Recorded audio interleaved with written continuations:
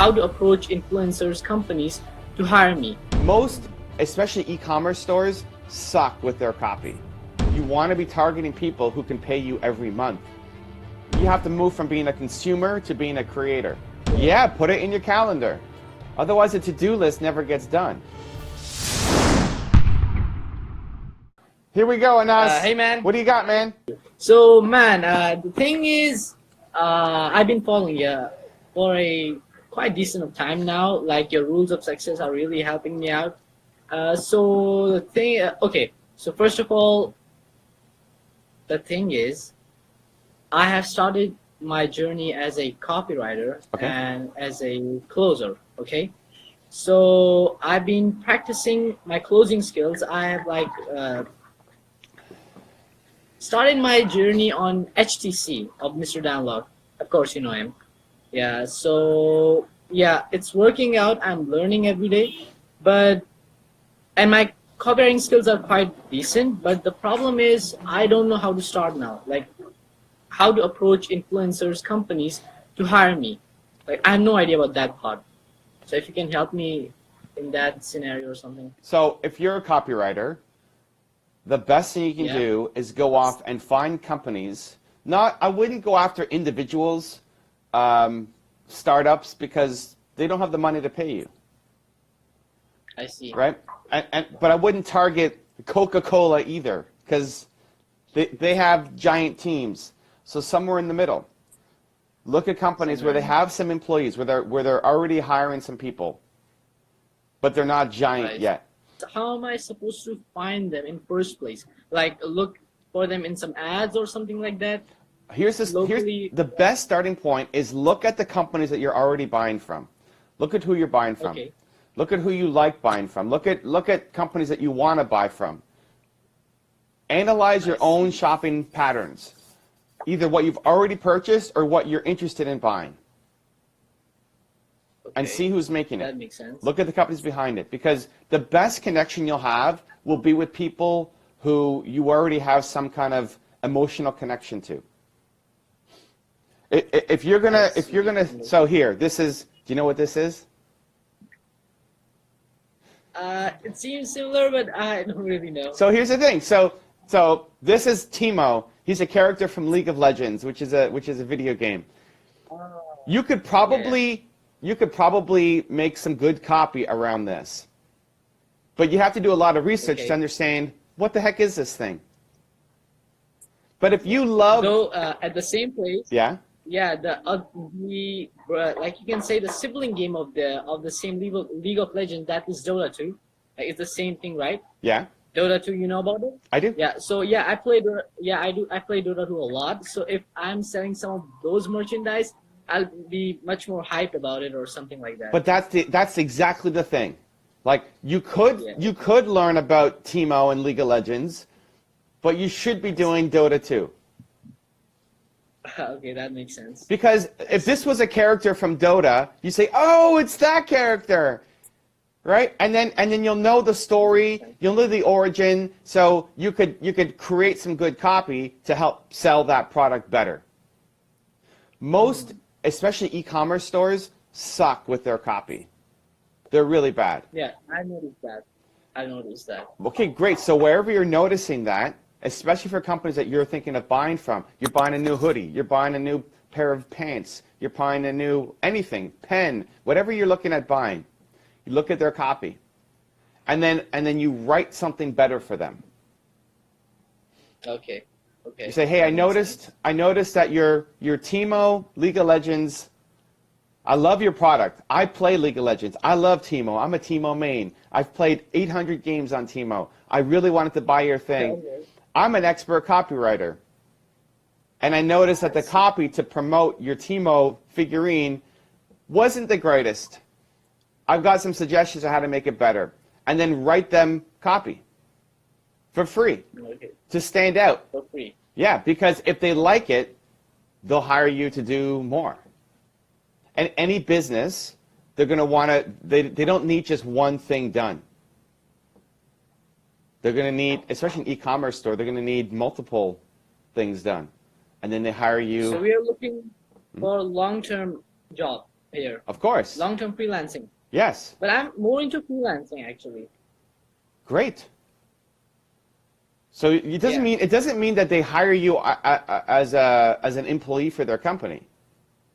I see. You're their outsourced expert ninja copywriter. Okay. That whenever they have a job, And but there's nothing wrong with having a regular gig as a freelancer, right? To be able to make X thousand a month for so many hours because you're helping them with their campaigns. And then you get 5 clients, and then you make that 10 clients, and then you start increasing your pricing. But you want to be targeting people. Really You want to be targeting people who can pay you every month. You want to be targeting somebody. That's why the startups suck for who you're trying to work with. Because if they're starting their very first product and it's this, who knows if this is even going to work? And you're spending all this time building that relationship and trying to understand what the heck this even is and writing the copy, and then the company goes under. It's not that you can't take a few bets on some startups, but I want to make sure that your business is still around.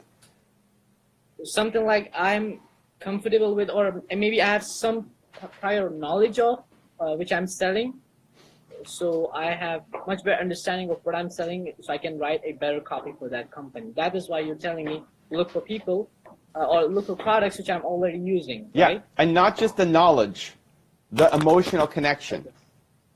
Emotional connection, I see. Like you like Dota 2, you don't like League of Legends. So Yeah. you could get the knowledge of what this is. You could do the research and figure out who is Timo and what's his story and how does he fit into the game. But if you've actually played him and you love him, it's a different kind of copy that you're going to write. Yeah, that makes sense. And then I want to, even this is another League of Legends thing. This is there's a character called Sivir, who, she's a marksman, and this is what she throws. It's like her weapon. And then a friend of mine turned this into like a very big fan of League of Legends. That's right, that right? There you go. So a buddy of mine works with them, with Riot Games, and they turned it into a fidget spinner, right? So if I was writing copy, I know, like, I use this. I know what this is, right? You might look at it and say, oh, it's just a fidget spinner. No, this is a Sivir fidget spinner from League of Legends, right? And it's just a different emotional connection, right? And so it's a good copywriter should be able to write copy for anything with enough research, with enough knowledge. And you can gain the knowledge just by diving into the world. Like maybe if you get hired to do this, you go play League of Legends and play Timo and see what it feels like. But the easiest ones in are the ones that you already have some kind of emotional connection to. So if you're looking at buying those pair of pants online, why? There's something that attracts you to those pants. That makes sense. Yeah. Emotional connection. So, yeah. One more thing, Mr. Evan. The fact is, I am having some problem when it comes to time management. Okay. It's like you told me you play League of Legends. Like in my case, when I used to, like, I don't play Dota 2 a lot now. Like it's been maybe a month since I've stopped playing it because I was finding it very addictive. I wasn't able to do other things. Like they were like just time consuming a lot. So, and even it's gone now, I still feel like there is still space for productivity regarding of my like investing in myself, time investment in myself, learning new things. So how can I overcome it? Like I know, like I'm using phone, social media, telling my friends that I'm gonna do this and that, like into going offline in 10 minutes, and then like okay, and next thing you know, it's been 2 hours, and you're still on that goddamn social media. So that is having a lot of problems with me. So how can I cope up with that part? Well, first off, I can see you're a very productive person. So yeah. Everything. Yeah. Social media is a tool. It's not goddamn social media. Social media is awesome. You just need to switch your habits because you have to move from being a consumer to being a creator. I'm on social media a lot, all day long, a lot. I'm posting. I mean, we post 4 videos a day to YouTube. We're posting 3 to 6 pieces of content a day to Instagram. I'm posting 3 to 20. I'm posting, Evan Carmichael posts 3 to 20 times a day to Twitter, LinkedIn, YouTube stories, IG stories, Facebook stories, Me, I'm doing it. Me, I go a lot. But everything I do pretty much is creating, not just consuming. I'm not sitting there watching. I'm not watching what you're doing. I'm not watching what other people are doing. So I see. don't blame social media. It's the habit, because you can use social media to blow up your business, and maybe you should be spending more time on social media. But if you're just in consumption mode, then that's not going to be beneficial. So, okay, I'm going to be very honest here. What the thing Good. is, I always have plans regarding, like, I secure some time, like 30 to 1 hour, thinking that I'm going to make notes regarding your top 10 success videos. Like, I'm going to watch them and create some notes for myself, and then keep reading them later on, and maybe perform some role plays later on of Mr. of STC, and do college homework and create copies, practice copies. Like, these are all in my to-do list. Like, I have to do all these today. The next thing I know, hardly 2 of them have been covered the whole day. Yeah, but what are you doing? Yeah. Well, how are you spending your day? I don't know. Like, it just flies over. So here's the thing. A to-do list alone is not enough. You need to put it in your calendar. So if one of your things is, I'm gonna watch Evan's video, great. Okay, at 9 a.m. I'm gonna watch Evan's video. Okay. At 9:30. Exact time is good. Yeah, put it in your calendar. I see. Otherwise, a to-do list never gets done. You have to convert it to your makes calendar. sense. And so, look, you have to make a calendar that fits your life, right? Not just business, but also. You said you're still in school? I'm in college right now. Great. So you need to spend a certain amount of time studying, a certain amount of time going to class. Like, you spend time going to class because you have a calendar that says you have to go to class on Monday. Yeah. Do the same thing for your own life. Okay, that makes sense. Right? Now. Like the school is telling you have to show up, and so you show up. But you're not telling yourself that you need to show up for anything. So put it in your calendar, right? How much sleep do you need? I don't know. Put it in your calendar, right? So like from X time at night, you're going to be sleeping. Great. You're going to wake up tomorrow morning, and you're going to do what? You know? By the way, Mr. Eman, can you please tell me how many hours should I actually sleep? Like, for me, it's 8 or 9 maybe. But what do you think? It doesn't matter. People focus on the wrong things. Like, the problem is not that extra hour of sleep. Whether it's 7 or 8 or 9, the problem is, what are you doing in the 16 hours that you're awake? If you suck for 16 hours, then going 17 hours isn't going to help you. Right? Yeah, that makes sense. But if you were productive for 14 hours, then you could sleep more. Like, the problem for you and for most people isn't I need to get less sleep. I think if you sleep too little, you're not going to be very productive. The problem is, what are you doing while you're awake? And for most people, it's not enough. It's not out of lack of you're ambitious. You have big dreams.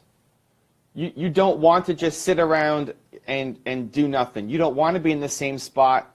Like, if 1 year goes by and you're in the same spot, you're going to be upset. Hell no. I'm gonna be like, I know, what the dude. hell is happening? I know. I have early goals, and they are quite big, but of course, I think I can achieve them if I get more productive. I know, dude. I know. You have big goals. Yeah. But what you're doing is not aligning to your goals. Your actions have to map to your goals. Right. And your actions are how you spend your time, what's in your calendar. So you've already started. It's great. Like, you've got a to-do list. That's amazing. That's further ahead than most people in the world. Congratulations. Okay. But that alone is not enough, right? No, like, it's good. Like, it's great. You're ambitious. You're probably more ambitious than most of your friends. You're probably telling your friends, I'm going to do this, and they think you're crazy. It's like, I can tell. You're not going to do that. HT what? Like, no way. Forget it, right? It's okay. But don't let their low standards pull you down from going after your goals. Because everybody else would let you off the hook. If you said every day at 9 a.m. I'm going to watch a video, and then one day you don't feel like it, your friends would say, it's okay, don't worry about it. You work so hard anyway. Don't worry about it. And you let their low standards pull you down from doing the thing that you want to do, that you said you were going to do. So all you have to do now is actually quite, I can quite relate to that part, the last one. I know. My friends are like, yeah, come on, leave it, man. What did I say? But it doesn't mean you have to leave your friends, and it doesn't mean you have to tell them they suck. I do give them time regarding, like, in college, some of the friends and also family and everything. I'm coping up with the fun time, but not the productive one. So yeah, I have to get on that part Just too. don't let their low standards pull you down from doing the thing that you know you need to do. And so now you take your to-do list. The best thing you can do today is take your to-do list and make a calendar around it. I'll make a calendar today, right away. Yeah, so what's your morning routine? And then what do you need to do every day, every week to make sure that next week, when you look back on your to-do list, some of the stuff has been checked off. It's not just a to-do list, it's a done list because you put it in your calendar. Perfect. Cool, man. Perfect. Okay, thank you so much, man. I hope to talk to you again. Good luck. I'm cheering for you. Take care. Much love, dude. Yeah. Cheers. If you have a podcast or interview show and want me to be a guest on it, I have two options for you. There's a link right there next to me. Go click it, and I look forward to being a guest on your show.